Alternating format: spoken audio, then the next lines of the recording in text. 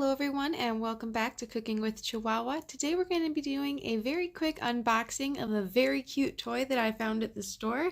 It's called CUTETITOS and it looks like it's going to be a little stuffed animal in a burrito wrapping shell. Oh yeah, you look so excited about that burrito.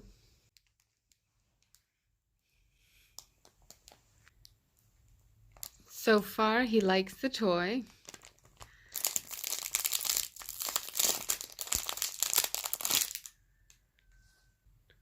What's in that burrito? It's an entire burrito, Android. Oh, it's a baby turtle.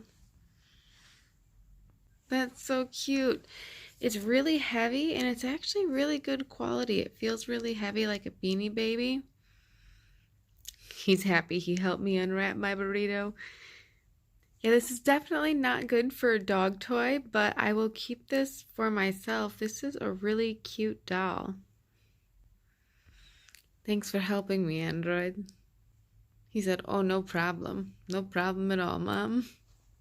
So now we can turn him into a Chihuahua burrito. A Chihuahua-rito. What a good dog. All right, well, thank you guys for joining us. Hopefully we'll see you again next time. Bye.